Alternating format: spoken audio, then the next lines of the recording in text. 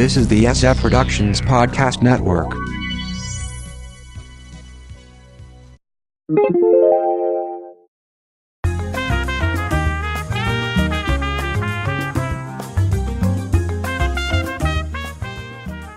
We're falling into autumn's big movies. From the Pop Culture Bunker, I'm Mindy. And I'm Mark. You can check out our audio podcast, How I Got My Way to Read Comics, on iTunes or on our website, sfpodcastnetwork.com. And on that audio podcast, we always play Guess Who's on the Cover of Entertainment Weekly. Exactly. And this week, they just came out with their fall movie preview. So I wanted to go over a few movies that kind of piqued our interest. Right. Starting with Enough Said, coming out September 20th. It's Julia Louis-Dreyfus and James Gandolfini, actually in one of his last roles. Right. Romantic comedy might be good for streaming, possibly. I thought it looked pretty good, but I'm saying that about streaming about a lot of these movies. There are any number of them, and I'd rather watch at home, including this one, probably. Yeah, go ahead. It just seems like, it's not worth it to make the effort to go to the movie theater. That's the problem. Yeah, unless it's a big, huge sci-fi, blockbuster movie, I don't know if I want to go through all the trouble and watching 20 minutes of ads and... Right. But speaking of big, huge sci-fi movies that we do want to see on the big screen. Yeah. Gravity, October 4th. It's Clooney and Bullock in space! So the effects look pretty awesome in the trailer. Yes. And again, this is the kind of film that would make me want to go to a movie theater. It's the kind of thing that would probably look much better and more effective on a big screen. Right. Well, we'll see how the initial reviews go. I was trying to figure out if the movie was set like in the future or in the current space program.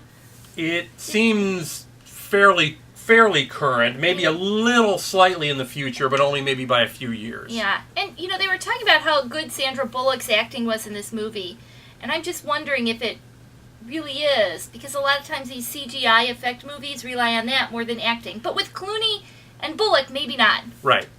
So, another space movie that's coming out is Ender's Game, and it's based on the novel by Orson Scott Card, which I kind of liked.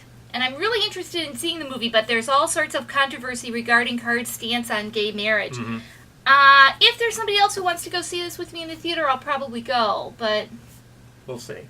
Yeah. You have no interest, right? I don't know. It kind of looks Starship Trooper-ish. Yeah. Kind of to me. I don't know. Hunger Games, Catching Fire, November 21st.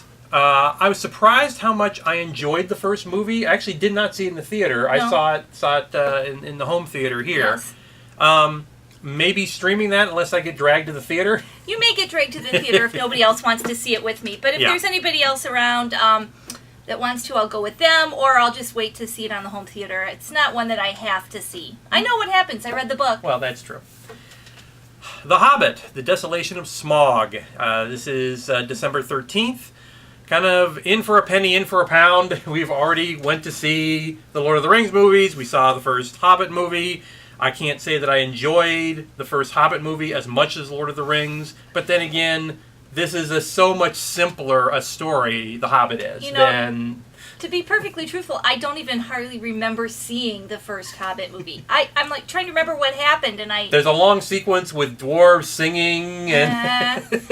But, I just can't understand why they took this and made it a 3-part film. Money. I guess we'll go see it, but only out of the commitment we've put into the Lord of the Rings thing so far. Exactly. This never should have been a 3-movie extravaganza. Franchise, let's say. Right, yeah.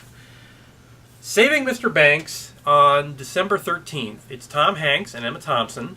And the concept is Walt Disney is trying to get the rights to Mary Poppins via the writer P.L. Travers.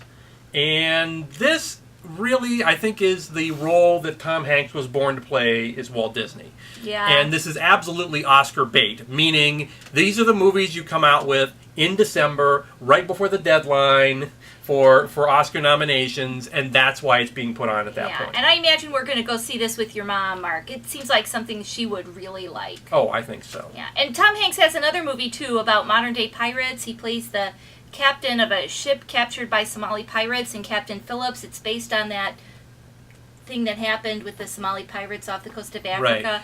a while back. Yeah, so I saw the reference to that. I don't know if I'm excited about that. I'm not really that interested in seeing it, but I do think it's another one that Tom Hanks could possibly go for an Oscar on. Right. Anchorman 2, The Legend Continues, December 20th. Now, I keep planning to watch the first one.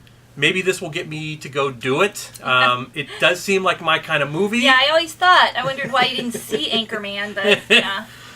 It also appears to be counter-programming to all the Oscar bait important movies. Yeah, if you don't want to go see one of the important movies, this one would be the movie for you to go see.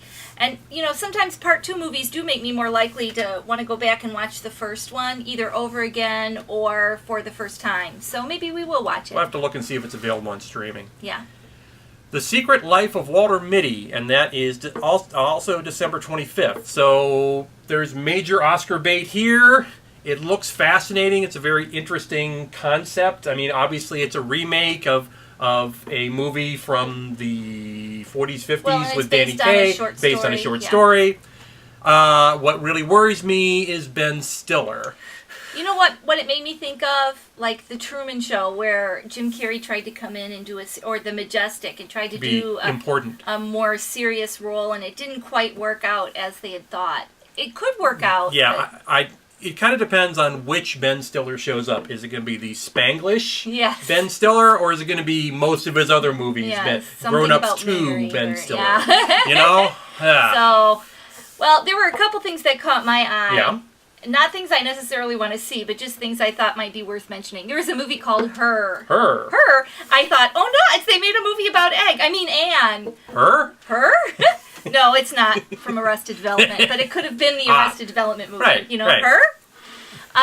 Then there were 3 movies that had interesting casting choices, I thought, and that was Daniel Radcliffe as Allen Ginsberg in Kill Your Darlings, Oscar bait, of course. Yes. Haley Steinfeld as Juliet in Romeo and Juliet, and she was first known for the True Grit movie. Right.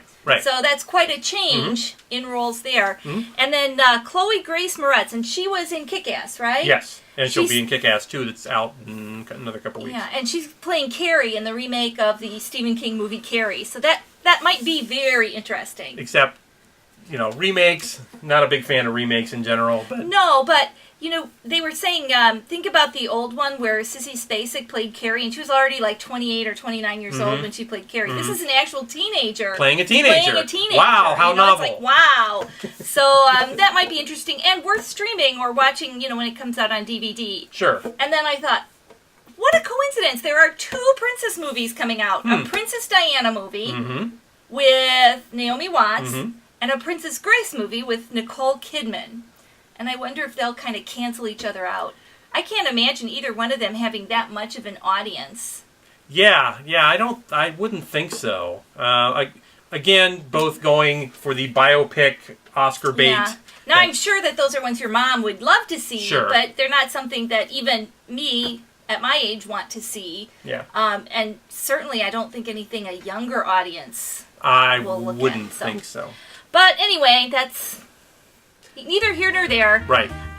You can listen to us play Who's on the Cover of Entertainment Weekly on our audio podcast, How I Got My Wife to Read Comics on iTunes, or on our website, sfpodcastnetwork.com. From the Pop Culture Bunker, I'm Mindy. And I'm Mark. Thanks for watching.